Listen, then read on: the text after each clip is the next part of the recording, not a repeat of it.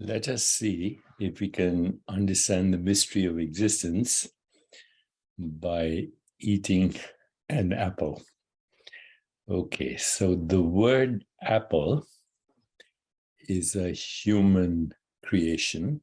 The word apple is a human creation in any language for modalities of experience: texture, smell, taste.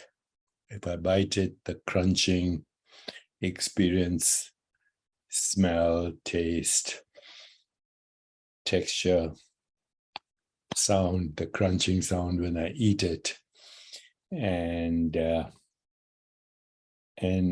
my past experiences with the apple. I like it. I enjoy the taste. So that's a feeling. That's a thought. And of course, I can always close my eyes and imagine the apple, including its taste, its smell, its texture, its crunchy sensation, its color, its shape. I can imagine that too in my subtle body. But essentially, this apple is a mode of knowing and experience, a combination of modalities of experience, both perceptual and cognitive. Okay, but eating this apple also involves everything else that we experience in a 24-hour day. So it involves eating, of course, breathing. You have to be alive to breathe and digest this apple. So eating, breathing, digestion, metabolism, elimination, and sensory experience, and likes, dislikes, and memories, and thoughts and emotions are all correlated with this experience, eating the apple. It will be metabolized, and that metabolism will be smooth if my experience every day is a correlated, frictionless, smooth activity: eating, breathing, digestion, metabolism, elimination, sensory experience, thoughts, feelings, emotions, desires, likes, dislikes, all correlated with this one experience. Okay, so now let's assume it's being digested and being metabolized.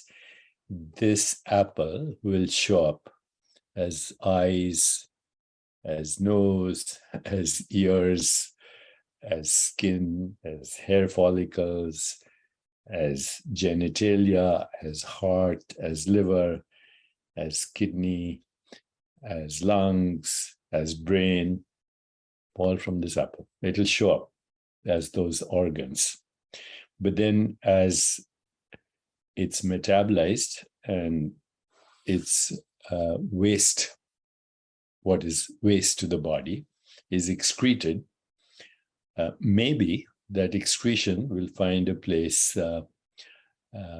where there is compost, and that compost might find the seeds of an apple in an orchard, and then it'll reappear as this apple, having shown up as your eyes, brain, teeth, fingernails, genitalia. It'll recycle and show up as an apple. So what is this thing made of? Well, it could be scientifically, as a construct, be made of atoms and molecules and force fields, and ultimately everything has to create the experience: electromagnetism, gravity, strong and weak interactions, everything that we call the physical universe. But everything that we call the physical universe is actually a modality of knowing and experience in the way I've explained it. The way we experience the apple is the way we experience any object. Modalities of knowing, experience, perception, combination of perceptions, and thoughts and feelings and emotions. And in that is built everything. Beauty. I feel this is very beautiful, but so is everything that it recycles and evolves as. These modalities of experience are called vrittis in Sanskrit. Fluctuations, vibrations, excitations, Shakti. Shakti is the divine feminine that transforms consciousness into experience. And this is the experience. But this is all experiences I've mentioned to you. And so consciousness evolves as the universe, or what we call the universe, the human construct that we call the universe. Consciousness evolves and recycles as the universe. And, when this is excreted as waste product, ends up as compost or manure, and finds its destination as an apple seed once again. What is the apple seed? The apple seed is the memory of how to make an apple. Just like when you digest it, there is memory on how to make a heart or a kidney or eyes. These instruments of both knowing through the five senses and action through volition. So in here is the mystery of the entire universe. Volition, knowing, experience,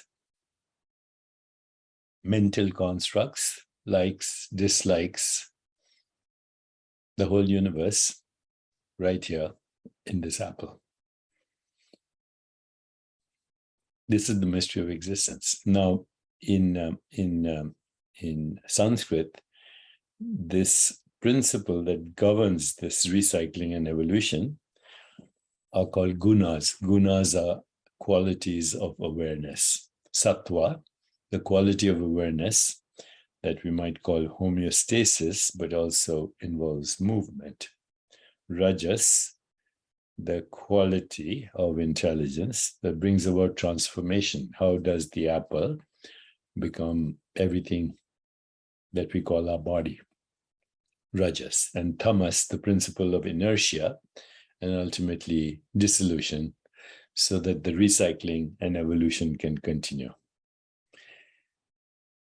That consciousness, which is the source of all these modalities of experience, ultimately is Brahman, universal consciousness, creative intelligence.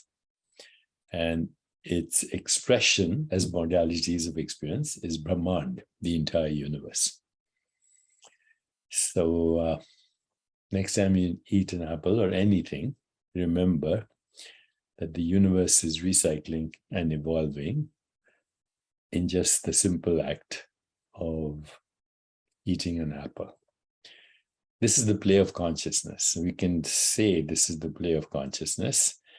Why consciousness chooses to play this way through human experience and through the experience of other sentient beings is the mystery. We can maybe understand the play of consciousness, but we cannot understand why. Why is there existence? And why does existence recycle, evolve? That's the mystery that we call the divine mystery. Now, in Sanskrit, my teacher, Maharishi Mahesh Yogi, used to use three words: Rishi, Devata, and Chandas. So Rishi is the knower in every experience.